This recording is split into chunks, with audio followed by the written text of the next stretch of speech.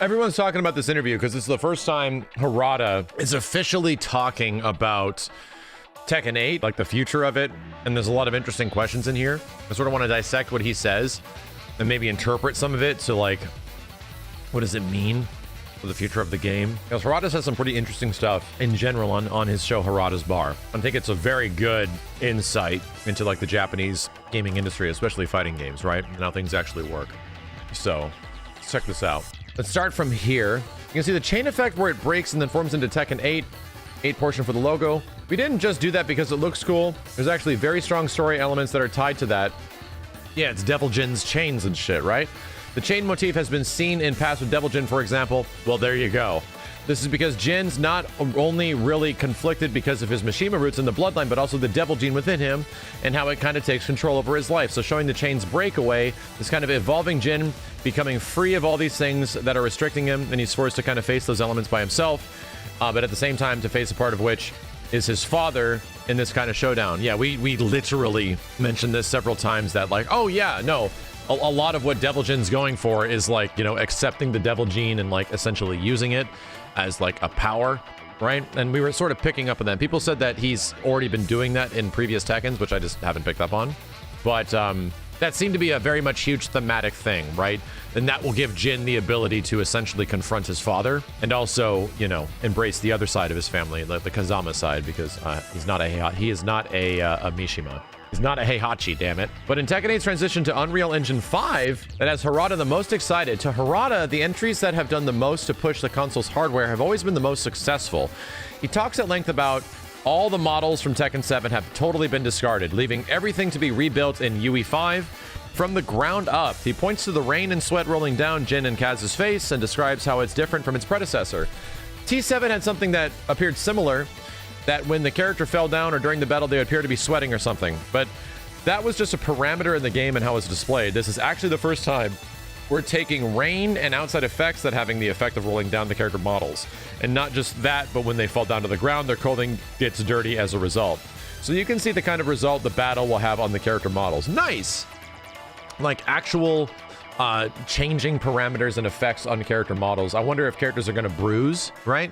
I wonder if characters are going to like actually have like damage, if not adjustments made to their clothing physics and things like that. We already saw that a little bit in Street Fighter 6. Like there was one, it was a couple months ago. We haven't seen much more of it now, where characters actually bruise at the end of the game, where you see black eyes and bruising on their faces and stuff. Over the course of a 90-minute interview with IGN, Harada talks about working with UE5, discusses pressing questions about accessibility and mechanics, though not rollback netcode, which he feels is too early to talk about, and where the story goes from here. He also states the state of fighting games in general and why he thinks they're in a better place than many people think. Funny enough, they don't want to talk about rollback netcode. They don't want to talk about the online features in general, which is fine, right? I mean, we're at a very early state of the games being revealed, and I'm not surprised that they don't want to immediately address the online functionality of a game where you just got to see gameplay for the first time, right? So, I'm not leaving it completely out of the realm of possibility that Bandai Namco is aware that you have to put rollback netcode into their games or else it's going to be a PR nightmare. All things considered, Dragon Ball FighterZ, another Bandai Namco game that is a premium, like the next biggest premium Bandai Namco fighting game is Dragon Ball FighterZ, and that one is getting rollback netcode. So it'd be very weird if like a third-party Dragon Ball game made by Bandai Namco that also is under the governing of Harada. Harada's an executive that looks over all of these games, including Dragon Ball FighterZ, is getting that, and the mainline game for Bandai Namco doesn't. That's a very weird situation. So all I'll say is I don't think it's an impossibility at this point. And I think Dragon Ball getting it is the best chance that Tekken will also get it in the future. The biggest issue with this is that think about the opposite, right? Think about the situation where they straight up announce that the game will not have the traditional predictionary-based rollback netcode.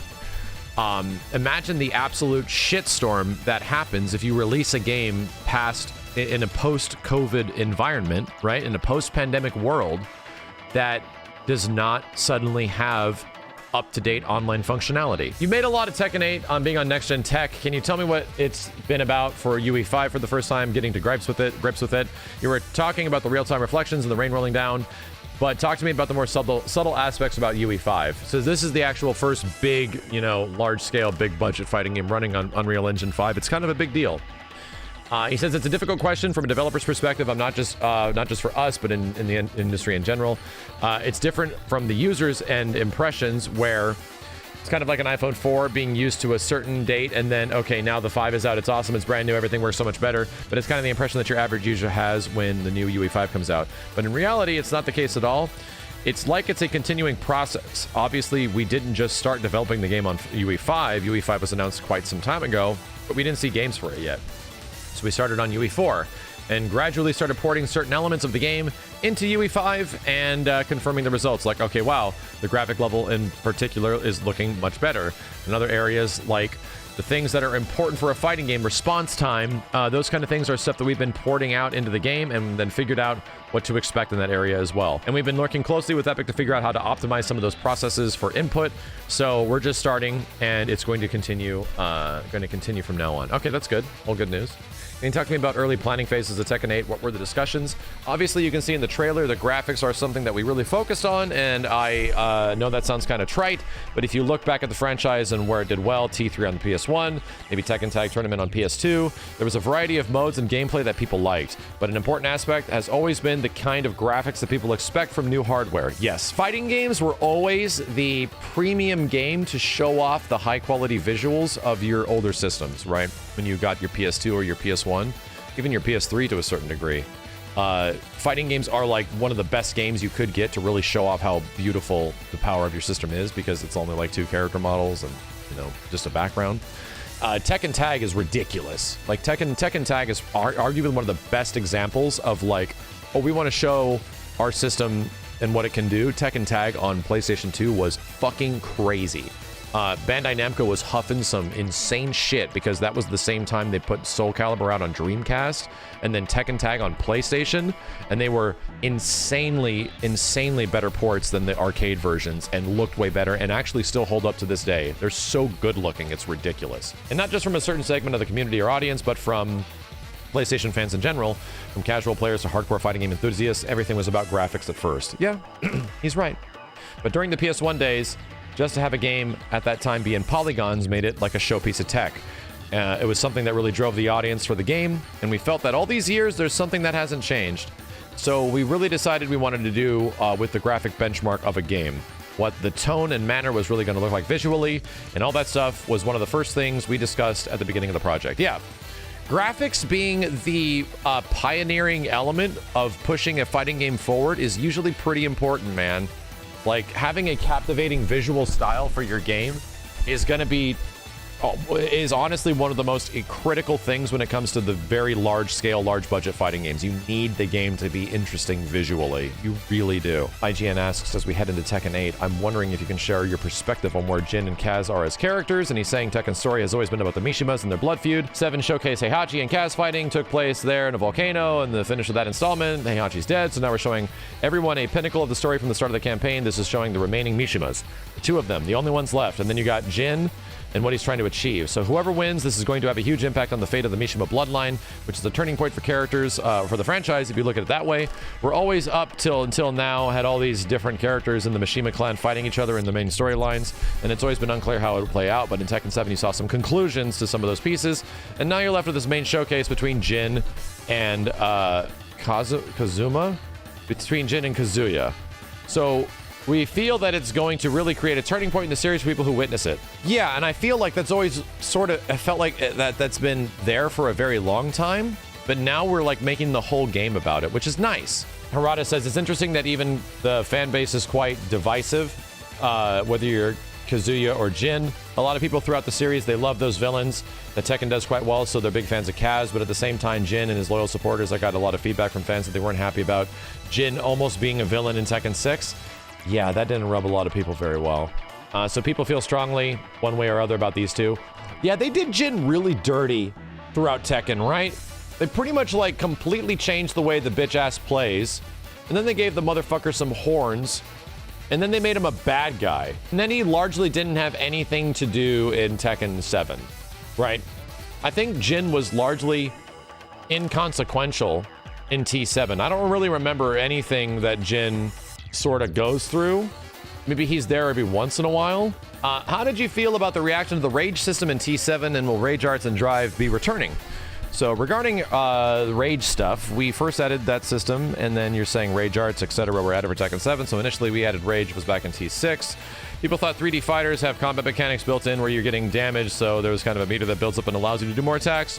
Or before rage was implemented, Tekken didn't have anything like that, so people thought 3D fighters should not have that kind of stuff. The only way to win was just to be better, and that was seen as a comeback mechanic, which was not very popular at first, where people thought about it. But fast forward to T7, where you have Rage Art and Drive, and people had the same kind of opinion, where they don't think it fits. But maybe 3 months after the game was out, people had the time to digest it and play enough matches, and the opinion kinds of changes to, this is actually a good addition to the game. It makes it more exciting for both playing and watching. Yeah, like there was no reason 3D fighting games shouldn't have supers. There really wasn't. That was just like, you know what that mentality is? This mentality. Tekken didn't have anything like that, so people thought 3D fighters should not have that kind of stuff. You know where this mentality is coming from? Pretty much the foundation of what Tekken is, up until like Tekken 5, is all Virtua Fighter. And Virtua Fighter has remained like the most pure like fighting game there is, right? Tekken takes all of its future cues all the way up until Tekken 5 from VF. It just steals from VF all the way up until that point, right? So that's what that mentality is. We can't add all these crazy comeback stuff because, you know, Virtua Fighter never did it. Eventually, they start working out of that situation. Soul Calibur starts doing it. Now Tekken starts doing it, you know? Like, that is the thing about 3D, like the big 3D fighting games between DOA and Tekken and VF, especially in the mid-2000s or early 2000s. VF was sort of like the pioneering lead to a lot of shit, right? And now that VF is gone, it's sort of allowed, well, Tekken has a bit of freedom. From that perspective, we feel that it worked out quite well for T7. And regarding Tekken 8, unfortunately, we can't talk about what's going to happen with the game mechanics today, but that's something we hope people will look forward to at a later date. Yeah, it's already largely assumed that that stuff's going to stay. Will there be an arcade version? Ooh. Unfortunately, for the platforms, we can only talk about the ones that are announced right here. What we can say is that for the first time in history of the series, we've announced a console version first. So that itself is quite notable, and that's all we can say. Yeah, so this will likely be the first time in Tekken's history that there will not be a premier arcade version that they will essentially be using as a location test to make and optimize their console version. And for anyone that doesn't remember, I've said it several times, Tekken 7, when it came out at launch in arcades, in vanilla, was not well received. A lot of people really didn't like it, and it went through some pretty crazy adjustments leading up until the first, what was it, Fated Retribution? Can't remember, I think that was what it was, where Akuma got added. And then a lot of stuff changed again, and then even more stuff changed to the console release. The game practically became like a sequel to Tekken 7 in several ways by the time it hit consoles. The trailer seemed to expand on slow mode and the in-game mechanics, not just at the end of a round. This is a great question. Good shit, IGN. Harada says, that's something we can't comment on exclusively because we had points in slow motion in Tekken 7 outside of what you were mentioning, where you have low health, etc. It wasn't just as pronounced, so people didn't notice it as much. It looks cool to have slow motion during the matches, but you can't just put it wherever you want to because it looks cool. It gets in the way because it slows down the tempo, etc. So there's finally a really fine balance that you have to achieve, and that's something that not even has been fixed or locked in yet. Gotcha. So that whole like low crush situation where Kaz like jumps over Jin's like down 4 or whatever the hell it is, and there's like a slow-mo, is not confirmed if that's like just story mode shit or if that could potentially be there for the game. You know, cool. I actually don't mind, right? I feel like that's an option, you know? Like maybe you can just turn that on and off. I know it's still early, but big question that's being asked a lot by fans is how much customization can we expect? Like Tekken Tag 2 levels? Interesting topic because you were just joking that I should have never included customization in T5. I didn't think it was going to be such a thing, and after it was released, and everyone really took to it. Yeah, like Soul Calibur 3, I think, was the first game to set it on fire. And then after that, it was like almost an expectation that these games have to have either create a character or custom characters or stuff like that. Tag 2 and even Tekken 7 had a lot of options, but people still want more. Yeah, it's crazy that T7 actually didn't get expanded options in that place. I felt like that would have been easy. Like, spend 20 bucks on like twice as many costume items. We brought that up to people who want more sometimes, build their own mods, and customization is even crazier, so it's amazing how many people really looking into customizing their character. Yeah, I mean, yeah. I have a theory that fighters like Street Fighter and others usually have just skins because they saw what we have to do to develop customization, how intensive it is on resources. They're like, no, we're not doing that. That's my theory. Yeah, it is a pain in the ass. It's a lot of debugging, it's a lot of testing, and it's a huge pain in the ass. I think just the QA part of customized characters is a fucking nightmare. That's a good point. But at this point, people expect it. And I don't think they can really do anything about it. To be frank, I mean, Tekken was not the game to be the pioneer of, you know, customized characters. Tekken took that from Virtua Fighter. VF was indeed the first game to actually do that. How satisfied were you with guest characters in the previous installment? This is a great question. We were happy with the results, but we first announced guest characters. The fans were so shocked, both good and bad. But that reaction that they got from seeing it was really satisfying. It was ultimately a win for us because they did quite well. It was a win for the fans because they got something brand new and different. And it was a win for the IP owners because they saw what we made and they saw the reactions from fans get really happy about it.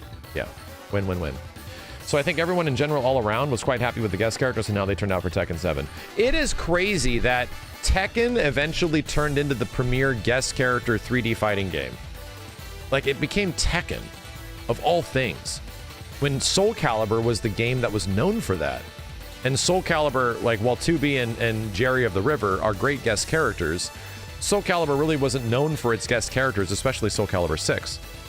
So to me, it's nuts that, like, Noctis and Negan and Akuma and Geese and shit, like, all eventually... Halmaru as well in Soul Calibur, yeah. You don't really think of those things. Like, you really think of, like, the guest characters in Tekken being, like, perfect little nuggets of other sides of entertainment media and like making something crazy. Is this something you see yourself doing again for Tekken 8? We're not talking about guest characters to hang, we're not talking about wanting guest characters to hang around for Tekken 8, but in general, not just even for Tekken, in general, it is something that we are really happy we did because it's good to get that kind of motivation from working with some new material and also just the connections that you make with other people in doing so. Sakurai, admittedly, has, you know, some great history with that. I brought up working with Oda-san from SNK, and now we had him on our panel at Comic-Con one year, and that building those relationships is also a really cool part of working with other companies. It's obvious that something that we enjoy doing and the fans enjoy it as well. It's something that we can consider again. That's as far as we can go. Yeah, Harada is just pretty much saying that it worked out really well. We essentially built some lasting relationships that we still have to this day. And I feel like all parties involved are probably interested in doing something like that again in the future. To what degree they will happen, you know, we have no idea. But all I'm going to say on my end is that from a marketing and sales standpoint, there is zero reason for them not to do something like that again in Tekken 8. There really isn't. Even in the core roster of the game, when the game launches, there is zero reason for them to not include a crazy guest character that will expand the audience of Tekken even more than it was before. So that's cool, you know? I mean, we just read this. So working with Sakurai-san, you mentioned collaboration on the character Kazuya. But in actuality, Bandai Namco, when they were developing Smash Brothers, Sakurai-san was there all the time, just normally coming to work. Hey, this always fucking happens, chat. I read something and then they literally say it in the next sentence. I guess you could say, so we knew each other quite well and what to expect and his personality. And even that said, we were also surprised when it came to make Kazuya for Smash Brothers because we thought, since we were the experts at Tekken, maybe he's going to ask us what points that I need to definitely get right to make the character feel like Tekken. But actually, that wasn't the case. He had already had his thoughts about what makes Tekken Tekken. So it was surprising, but also refreshing to see that he came in and didn't ask questions, but said, I've played a lot of Tekken and studied it. This is what I feel is important for the game, right off the bat. Cool. So that was a shock in a positive way, but also it made us think that he has all these characters from other different franchises and games in Smash Brothers. So to know so much to a deep extent about all these different IPs, to be able to do that, he's probably the one that could probably make that game. In creating Tekken series, we always look at various different fighting games and other games outside of the genre to think about what to draw from that experience. But he just went so much deeper on all of them that we thought there's still a lot we can learn ourselves from different products outside of Tekken by looking at this example. Are you prepared for Tekken 8 on, prepared to release T8 on next-gen systems with Street Fighter 6 coming out? What is the state of fighting games in general, in your opinion? Interesting question, because fighting games are maybe the most famous for the period from mid-late 80s up until the early 2000s. Some of the younger players now have this impression, although inaccurate, that the fighting game audience has shrunk because there are fewer titles. That's not necessarily the case. We used to have a lot more mid-sized fighting games. Yeah, I talk about this all the time. There's no mid-sized budget fighting games anymore. Like back in the time, you can see that particular group anymore. It's gone. Mostly to a lot of much smaller indie titles that are doing maybe 2D fighting games or something like that. Just these huge IPs like Tekken or Street Fighter. Yeah, it's like the thing we always bitch about, where it's like, just put out like a relatively meager, like Mega Man 11 budgeted Project Justice. Like, fuck it. Just give us like a Darkstalkers game, but we don't need a AAA budget. Just release a Darkstalkers game, make it look pretty good, and don't go fucking absolutely ham on it. You don't have to. Just make it like a $20, $30 game and people will be happy, you know? So it's not like Tekken or Street Fighter or any of these big ones are selling less copies.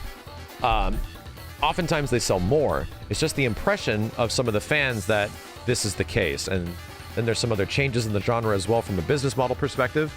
A lot of these titles were in the arcades, and then gradually some titles would not do an arcade release and would just go straight to console. There was a shift on how we go from an arcade game when you're putting it in 100 yen to selling a console version. It's the full package that has everything that entails. So there was a change that happened, and now we're seeing, I'm quite interested in what's going to happen with Riot Games Project L. Oh, maybe there's another shift in the way fighting games business model. I don't think they've said yet, but they typically do free-to-play titles. So if they do that with Project L, how will they change writing games is something I'm quite interested in. Damn. Harada just saying it the way it is. It seems like this is such a big moment. You called it a turning point in the story, and you can see it in the tornadoes and the waves in the ship. Can we expect expanded story mode, especially since it's become more common recently? So that almost falls into something else that I'm not allowed to talk about. The more we talk, the more details that we can't touch on. But I guess I can say that at this point, Tekken 7 had a story mode, and the game was really well received from the fans, and it sold like 9 million copies. We're almost getting to 10. So I would say that something that was highly evaluated in the previous installment isn't something that we're looking to shrink. Yeah, exactly. Like, there's no reason what made the previous game successful you're going to get rid of in the next game. Not just the story mode, but any of the other modes. The fans expect that what was there is going to be better in the sequel. We hope, and we realize that, and we're trying to live up to those expectations. Yeah, Harada gets it. What has it been like working with the PS5 versus the Xbox in terms of the PC and course of development of this game? Harada says, it's unfair that they're so capable. I'm a huge PC gamer. I actually like to build my own. So for me, building a tricked out PC and having that graphical edge or performance in a game is always something I like to experience. So one of the things that's quite surprising was just how capable both consoles are for such a low price compared to PC. So that's why I said it's unfair that the consoles are that good at that price point. It's kind of true. When you say that you're rebuilding everything from the ground up, that's really ambitious. What are the pitfalls you're trying to avoid? Or what are you trying to avoid to ensure that this goes as well as possible? Harada says there's risk and pitfalls, but there's also areas that we have a lot of confidence. For example, one reason we felt confident to just make the graphics from scratch is that we have so many veterans on the team. So many people have been on the series for 10 years or more, maybe even 20. So everyone has a very thorough knowledge of Tekken and what makes it great, and what makes it pop with the fans, but also enough experience to avoid the more common. And no matter what, no matter how much of a veteran you are, there's always that fine balance that you have to break things in order to create something new. So how much you break and how much you rearrange and build into something new is always a recipe that no one really has a clear answer to. I'm calling it right now. A character's going to get knocked on the ground, they're going to get KO'd, and they're going to look like they fell on their keys. I'm not kidding you, chat. It's going to be there. Get ready. I'm not kidding you. It's going to be there. It's the same shit that's been there since like Tekken 4 or 5. I'm sorry, Tekken Tag, maybe even Tekken 3, it's going to be the same goddamn animation. They're going to hit the ground and they're going to go, ah, my keys. They fell on their keys when they hit the ground. I'm telling you right now, there's no way that animation goes away. It's a legacy animation. It's been there since fucking, I think it was tag 1 it was added. It's been there for fucking ever. For example, if we don't break it enough, there will be people like, okay, it's not brand new game, it's Tekken. It's like Tekken 7.5 or something.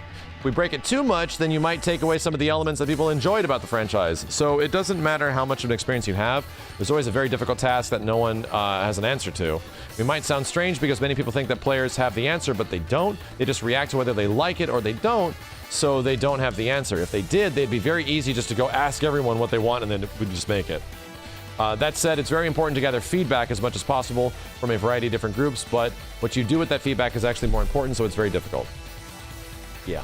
And the reason what he's saying here is so important is because Tekken is the longest running like legacy fighting game series. The core gameplay has not changed since like Tekken 5. Like, right? Like, obviously these games are not all the same, but really, if we want to be like real about it, like Tekken 3 to Tekken 4 was a big shift, and Tekken 4 was definitely a different kind of fucking game. And then Tekken 5 is like, okay, this is what Tekken is from this point forward. Tekken 6 is an expansion of that, and Tekken 7 is an expansion of that. The legacy skill of Tekken goes all the way back to like 2005-ish. But they added some pretty crazy new gameplay stuff. They added rage arts and rage drives, right? So the game changed a lot, right? There was definitely, yeah, they obviously power crushes, right? There was enough new things that they threw in there to make it really feel a lot more unique. There's been a movement towards making fighting games more accessible. Jesus, it's hot in here. For example, 6 has easier commands, they have their modern mode. I'm wondering what your take is ahead in Tekken 8, especially given that Tekken is such a technical series. Okay, this is a great question. IGN's got some good questions here. The first thing I should say is that in relation to a one-on-one game, a fighting game, not a multiplayer or a versus game, if you're just talking about on paper, of course, you make the controls simpler. It should be more accessible. But that is just removing one step and you're gonna still hit a brick wall eventually. Because you take away the execution or the inputs or whatever you want to call it, you're still going to not be able to be a better opponent. For example, there's Othello, which I think you call reversey in English. The black and white chips that are on the board, that's very accessible. There's no difficulty in placing them. It all comes down to strategy. But if someone's better than you, they're going to beat you anyways. You're still going to have those emotions of being happy whether you win or sad when you lose. So when you take away the execution, you're just moving them there. But they still aren't going to be able to beat someone who's better than them unless the game is based more on luck or something like that, or RNG. But that has other problems because you're not able to win of your own skill. It just comes down to chance. So it's quite difficult to mention it that way because I guess it's good for everyone if inputs are easier. But people don't realize that that's just going to put them in at the next step where they have to sit down and learn how a game works, and then strategies and all of that.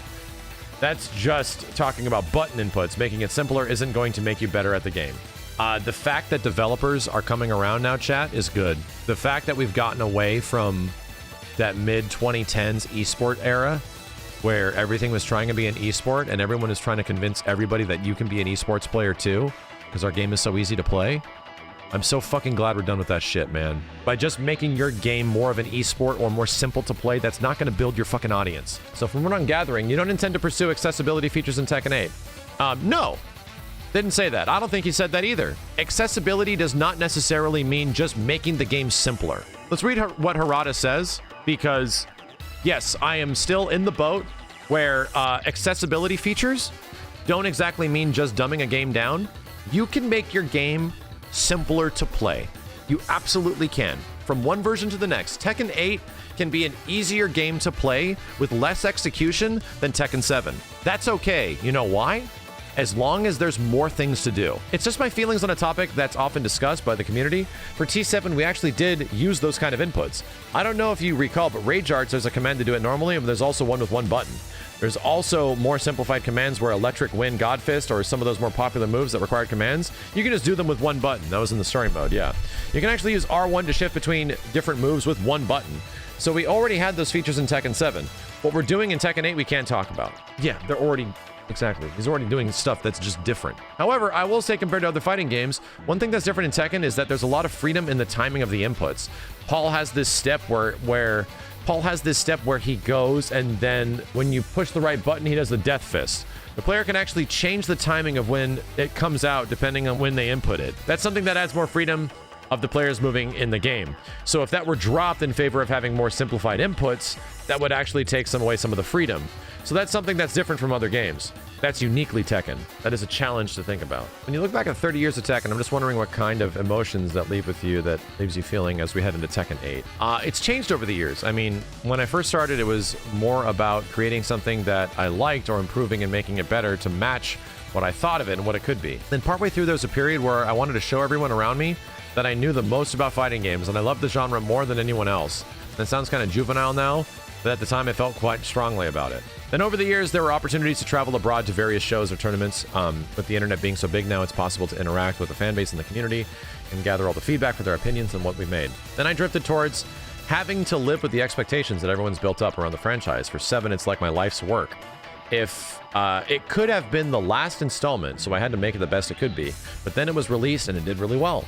So now Tekken 8's got to be even better than 7, and there's no regrets from me or any of my staff on the team. It's something we constantly talk about. This could be it, so you better give it all you have. Yeah, you have to essentially treat every game like it's Smash Ultimate, you know? You can't make a game that has less stuff. You just can't. Fans have expectations from previous games, you know? There's a reason the previous game sold good, so why are we going to negate the things that made the previous game sell well? You talk often about how this is a story that's been 30 years running. Have you imagined an ending? Actually, I had the ending kind of plotted out in 96. I was writing down the story and thinking, okay, we'll probably have one more after this one, and then it's going to be wrapped up. And then I was making it. I thought that games can be made really quickly. I think the quickest we ever turned around a game was 6 months. So I thought if I could make a lot more installments at a higher pace, then we'd be finished. But then it turned out development stretched, and then you just had a longer period between games that it took more time than I thought. In the meantime, you have all these new staff joining partway through who come up with new ideas for that particular installment, which puts the ending off even further. So it just grew from there. So the ending, I don't see it taking this long to get there. I had one back then, but then it's just gradually grown along the series. If there's an end, it'll be when I'm buried, whenever that is. Another thing that's kind of weird is how it works on your psyche. Once we got the Guinness World Record for longest running story, cohesive story, then you think of that and you're like, okay, I want to keep this. I don't want to let any other game take over that record, so we have to make that story continue. That was a really good interview. A lot of really good notables from Harada that specifically talk about like what is now like the longest running cohesive story fighting game. Like the longest. It's not even that it's the story. It's to me, it's the most interesting thing of Tekken is that it's the longest running legacy fighting game. The foundations of Tekken 5 are still felt in Tekken to this day. And Tekken feels very different if you go back to Tekken 4, if you go back to Tekken Tag 1, if you go back to Tekken 3, and especially if you go back to Tekken 2 and Tekken 1, you know? I feel like there's phases like MCU, right? Tekken MCU, where all these games like are really a part of the same like blood. And it is clearly a difference in some previous Tekken games, at least in my personal opinion, you know? It's a great interview, and I think there's a lot to be excited about Tekken 8, you know? Now we're gonna get to the eventual, you know, the eventual conversation that everyone's gonna have is that, oh, I want Street Fighter 6 better than Tekken 8? Is Tekken 8, does that look better than Street Fighter 6? Like, I feel like we sort of like reverted all the way back to the mid 2000s because those conversations are already happening. Like, no, Street Fighter's going to be better. No, Tekken's going to be better. Like, wow, we actually have like old school, you know, practical early internet debates. And that's kind of a good thing, right?